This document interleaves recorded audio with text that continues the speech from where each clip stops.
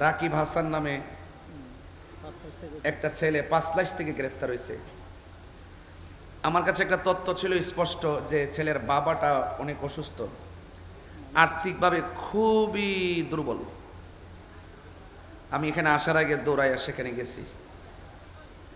যাওয়ার পরে শুনলাম তার যে ছেলেটা ঘরে আছে, তারা বলতেছে যে হুজুর আমার ভাই যে জেলে আছে সেটা এখন আব্বাকে শোনাই নাই। আমরা বলছি যে সে ভালো আছে, কারণ আমার আব্বার যে মানে ভারসাম্য, যে মাথায় ব্রেইনের সমস্যা, যে শারীরিক অসুস্থ, যদি এই কথাটা বলি তাহলে আমার আব্বা আরও অসুস্থ হয়ে পড়বে। তো আমি দায়িত্বহীন কণ্ঠে বলতে চাই, কয়েক শ্রেণীর মানুষের দোয়া কিন্তু আল্লাহ ফিরায় দেয় না। দোয়া করলে কবুল হয়ে যায়, বদদোয়া দিলেও কবুল হয়ে যায়। মজলুম হাসান, রাকিব হাসান যে পরিবারের সন্তান, আর যেই দাবিতে মাঠে গিয়েছে, তাকে যেইভাবে গ্রেফতার করে যেই ধারায় মামলা দেওয়া হয়েছে, এমনকি আজকে তার রিমান্ড প্রার্থনা করা হয়েছে, এর চাইতে দুঃখজনক আর কিছু হতে পারে না। আমি বরাবর দেখেছি এই বাংলাদেশে সব চাইতে সর্ব জায়গায় বৈষম্যের শিকার হলো আহলুস সুন্নাত ওয়াল জামাত। আমরা এই বৈষম্য চাই না, আমরা সম্প্রীতি চাই। আমরা চাই law is not respect of person, law is equal. আইন সমান, কিন্তু নির্দোষ মানুষের উপরে বেআইনি চালিয়ে দেওয়া যাবে না। কথা বলেন ঠিক কিনা? আমার কাছে আমি যখন দেখেছি ছেলের বাবার আজকে কান্না করেছে, আমার হৃদয়টা ক্ষত বিক্ষত হয়ে গেছে। এটা সাধারণ কোনো বার্তা দিচ্ছি না আপনাদেরকে, তবে এতটুকু আজকে আমি দেখেছি, আমার ছেলেগুলো যখন কাস্টডি থেকে বের হয়ে আদালত চত্বরে যখন তারা উপর থেকে নিচে নামছিল, আমি দেখেছি যখন আমার ছেলেগুলো রাজপথের ময়দান থেকে গ্রেফতার হচ্ছিল, আমি দেখেছি আমার ছেলেগুলো সেই গ্রেফতারের মুহূর্ত গিয়েও তাদের আদর্শের জানান দিয়েছে, যাদের সততার জানান দিয়েছে, যাদের চেতনার জানান দিয়েছে। যেই ছেলেটা গ্রেফতার হতে গিয়েও তার চেতনার কথা, আদর্শের কথা জানান দিয়ে বলছে, আমি সুন্নি, আমি সুন্নি, আমি সুন্নি, আমরা সবাই সুন্নি। কথা বলা ঠিক কিনা বলা?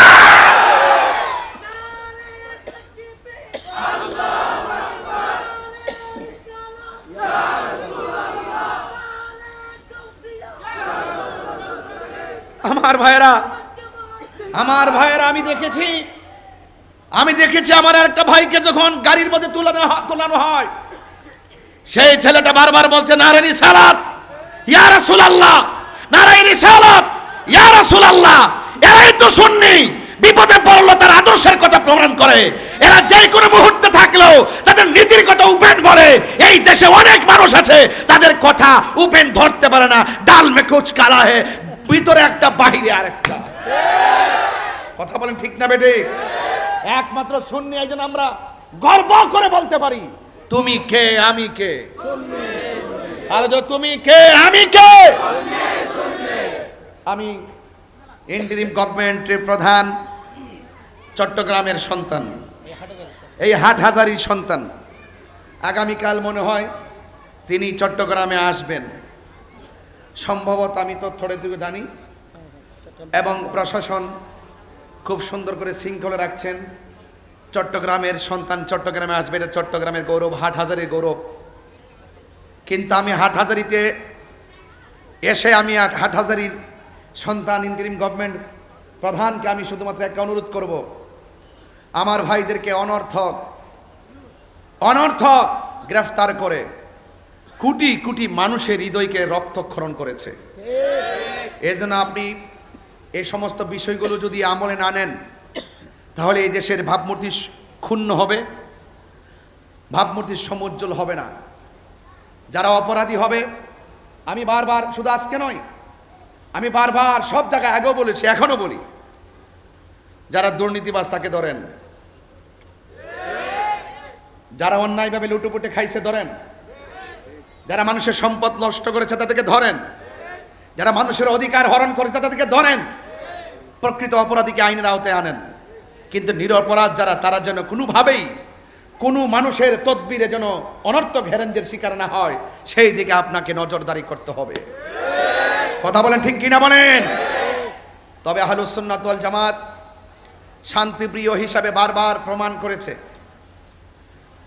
আশা করি যারা বিভিন্নভাবে তদবির করে আমাদের আহলুস সুন্নাত ওয়াল জামাতকে কুণ্ঠাসা করতে চায়, সেই সমস্ত তদবিরকারীদের দাঁত ভাঙা জবাব যদি দিতে হয়, আমরা ঐক্যবদ্ধ থাকতে হবে। কথা বলেন ঠিক কিনা? ঐক্যবদ্ধ যদি থাকি, আমি 2000-এও বলছিলাম যখন আমার বিরুদ্ধে মামলা হয়, আমি বলেছিলাম আমি জেলে যাইতে পারি, বাইতুল মোকাররমের সামনে আমার ফাঁসি হতে পারে, হয়তোবা কোনো কালো ছায়া কিংবা কালো অধ্যায় অথবা কোনো ধরনের অপশক্তি আমাকে এভাবে ফাঁসি দিতে পারে। আমি যদি ফাঁসিতেও ঝুলি, এর বিনিময়ে যদি আপনারা ঐক্য হয়ে যান, আমি মরে গিয়েও শান্তি পাবো।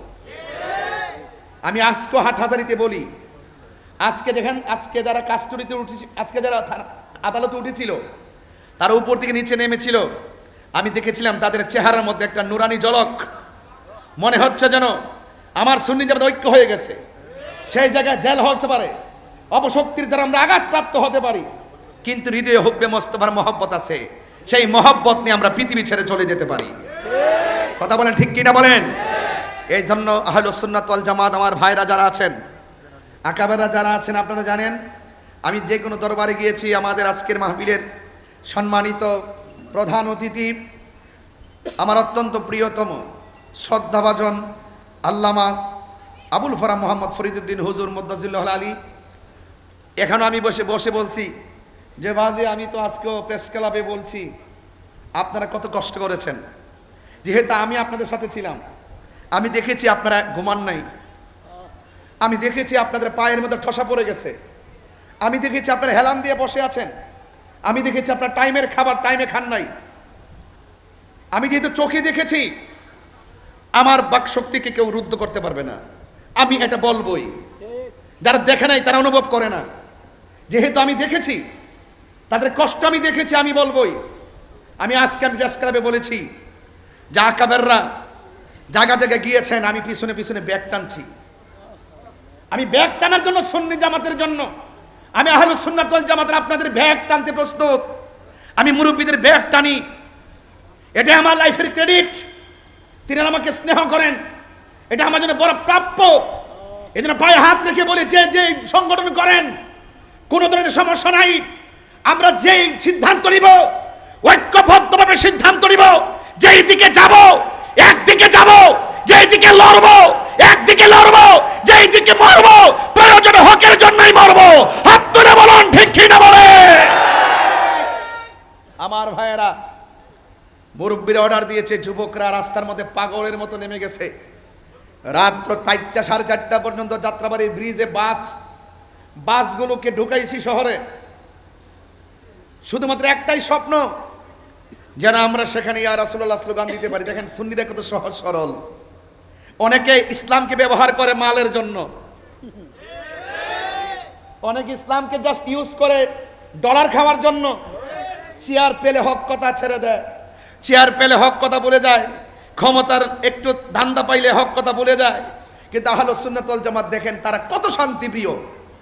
ওরা সেখানে গিয়ে প্রেস ক্লাবে গিয়ে ওই যেই কথা সেই কথা, ওরা আম চুরিও করে নাই, ডাব চুরিও করে নাই, ওরা ইয়া রাসূলুল্লাহ স্লোগান দিয়ে পুরা মিডিয়া পাড়াকে জাগ্রত করে দিয়েছে, পুরা দেশবাসীকে জাগ্রত করে দিয়েছে। বড় বড় কলামিস্ট এবং বড় বড় যারা টকশো করে তাদের জবানে পর্যন্ত আহলুস সুন্নাত ওয়াল জামাতের জয়গান চলে এসেছে।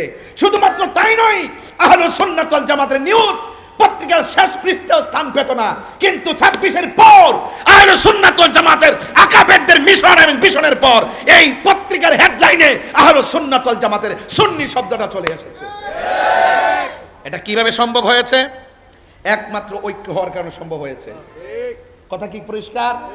তাইলে আমাদের সেই ঐক্যের মধ্যে কেউ ফাটল সৃষ্টি করতে পারবে না। আমাদের ঐক্য সীসাডালা প্রাচীরের চাইতে আরো শক্তিশালী। আমি আবারও বলছি, আমাদের এই ঐক্যটা সীসাডালা প্রাচীরের চাইতে শক্তিশালী। ইনশাআল্লাহ আমরা সকলেই ঐক্যবদ্ধ থেকে আমরা আগামীর প্রত্যেকটা পদক্ষেপ নিব, তবে কোনো আত্মঘাতী সিদ্ধান্ত নিব না। ঐক্যের মাঠে গিয়েছি, সেই মাঠ থেকে কোনো অনৈক্যের সুর আমরা শুনতে চাই না। ঐক্যের মাঠে গিয়েছি, সেটাই হবে আমাদের শেষ, এবং এটা দিয়ে আমরা এই দুনিয়া থেকে বিদায় হতে চাই। ইনশাআল্লাহ আগামীর প্রত্যেকটা কর্মসূচি, আমার বাজির সাথে কথা হয়েছে আজকেও, তিনিও বলেছেন যে আগামীর প্রত্যেকটা পদক্ষেপ দরবার ভিত্তিকভাবে আমরা একটা সেট দিচ্ছি, এবং ইনশাআল্লাহ এইভাবে যদি আমরা এক থাকতে পারি, ইনশাআল্লাহ এই বাংলাদেশে অচিরে জানান দিব যে আহলুস সুন্নাত ওয়াল জামাতকে ব্যতীত, আহলুস সুন্নাত ওয়াল জামাতকে বাদ দিয়ে কখনো এই বাংলাদেশের কোনো সিদ্ধান্ত হতে পারে না। কথা বলেন ঠিক কিনা বলেন? আজকে নারী সংস্কার কমিশনের কথা বলি, যত ধরনের কাহিনী করে আমি আজ থেকে 15 দিন আগে লিখেছি, নারী সংস্কার কমিশনে যদি কোনো কিছু কোরআন সুন্নাহর বিরুদ্ধে হয়, আলেম সমাজ তা ঘৃণা বলে প্রত্যাখ্যান করবে এবং প্রতিরোধ গ্রহণ গড়ে তুলবে, এবং এটাই বাস্তব হবে।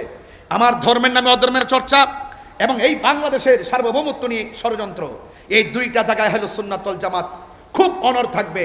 স্বাধীনতা বিরোধী অপশক্তি এবং কোনো ধরনের দেশ নিয়ে কোনো ষড়যন্ত্র আমরা কখনো করতে দিব না। এটা কিন্তু আমাদের ভিশন এবং মিশন। কথা বলেন ঠিক কিনা ভাইয়েরা আমার? এই কথাগুলো আমি প্রাসঙ্গিকভাবে এই জন্য বলেছি, আজকে আমার এনাম রাজা কাদরি বলছেন যে এখন মাঠটা অনেক সুন্দর লাগতেছে, আসলেই সুন্দর লাগতেছে। দেখবেন কয়েকদিন পর একটা প্রোগ্রাম আছে, ওইটা দেখলে অনেক ভালো লাগবে। এরপর আরেকটা প্রোগ্রাম আসতেছে, আমাদের আকাবাররা সিদ্ধান্ত নিচ্ছেন, সেটা দেখলেও ভালো লাগবে। আমাদের যারা ইয়াং জেনারেশন যারা আছি, তারাও অত্যন্ত পরিশ্রম করতেছেন, এবং এই পরিশ্রমের রেজাল্টটা যেন এমন হয় যে ইনশাআল্লাহ মুরব্বীরা হুকুম দিবে, আমরা প্রয়োজনে রক্ত দিব। এটার মধ্যে বরকত আছে না নাই? দুইটা পার্ট আছে, দুইটা পার্ট আজকে প্রেস ক্লাবে বলেছি। মাল্লাম ইয়ারহাম সগীরানা ওয়ালাম ইউআক্কির কাবীরানা ফালাইসা মিন্না। রাসূল বলছেন, যেই ব্যক্তি ছোটকে স্নেহ করে না, যেই ব্যক্তি বড়কে শ্রদ্ধা করে না, তারা রাসূল পাকের উম্মত নয়, উম্মতের অন্তর্ভুক্ত নয়। এই জন্য যেহেতু মুরব্বীর আকাবির বৃন্দ আমাদেরকে মায়া করছেন, স্নেহ করছেন, বারবার বুকে টেনে নিচ্ছেন, আমাদের উচিত আমাদের আকাবেরদের চরণে বসে থাকা। কথা বলেন ঠিক না বেঠে? এই জন্য আসুন সবাই, এই মাদ্রাসা এটা গতানুগতিক অন্য কোনো প্রতিষ্ঠান নয়। এই মাদ্রাসাটা হলো আমার মদিনাওয়ালার প্রেমের সেন্টার। এখান থেকে মদিনার খুশবু আমরা নিতে হবে। কথা বলেন ঠিক কিনা? তো এখান থেকে শুধুমাত্র এলেম শেখানো হয় না, এলেমের সবক দেওয়ার আগে আদব শেখা হয়। এলেমের সবক দেওয়ার আগে আদব শেখানো হয়। এটা কেন শেখানো হয়? এটা আল্লাহর ওলিদের চরিত্র, ওলিদের নজর, ওলিদের মায়া, ওলিদের ভালোবাসার কারণে এই প্রতিষ্ঠান থেকে এলেমের আগে আদব দেওয়া হয়। আদবে আউলিয়া হয়, বেআদবে শয়তান হয়। কথা বলেন ঠিক কিনা? এজন্য ওলি আল্লাহ আউলিয়া কেরামদের সহবতে আমরা থাকতে চাই। এই মাদ্রাসার অনেক উলামায়ে কেরাম, আজকে অনেক প্রভাষক বৃন্দ, আমার সমবয়সী অনেক ভাইয়েরও এই মাদ্রাসা শিক্ষকতা করছেন, এবং অনেক মুরব্বীরা দীর্ঘদিন ধরে। এই যে প্রিন্সিপাল হুজুর, তিনি মনে হচ্ছে যেন একজনের 17 বছরের একটা যুবকের মতন আমার সাথে রেসপন্স করে, আমার সাথে কথা যেভাবে বলে মনে হয় যেন আমার সমবয়সী। আসলে এটা কেন হয় জানেন? এটা একমাত্র ওই মদিনাওয়ালার মহব্বতের কারণেই হয়। কথা বলেন ঠিক কিনা? আমরা যে দল করি, যেই দরবারের মুরিদ হয়, আমাদের একটা ঠিকানা, সেটা সোনার মদিনা। কথা বলেন ঠিক না বেঠি? এই সোনার মদিনা আমাদের হৃদয়ে আছে। আমি আসার আগে কে যেন আলোচনা করছে, আমি জানি না কে আলোচনা করছিল, আসেনি? অনেক সুন্দরভাবে তিনি রসুল পাকের সানাই মোস্তফা, আজমতে মোস্তফা, হুব্বে মোস্তফা, নাতে মোস্তফা, ইশকে মোস্তফার যে তোনার যে কালামগুলো বলেছেন, সেইগুলো শুনে আমি অত্যন্ত অভিভূত হয়েছি। আসলেই সুন্নিরা নবীর শান শুনলে হৃদয়ে খোরাক খুঁজে পায়। কথা বলেন ঠিক কিনা? সাউন্ডটা একটু উঠাই দেন, সাউন্ডটা একটু উঠাই দেন, একটু নেমে গেছে। এই জন্য ভাইয়ের আমার, আমি অনেক কথাই বলছি, হয়তো আরও কিছু কথা বলবো, কিন্তু বেশি লম্বা করব না। আল্লাহ যেন আমাদের সকলকে আজকের আলোচনা থেকে কিছু নেওয়ার তৌফিক দান করে, বলেন আমিন।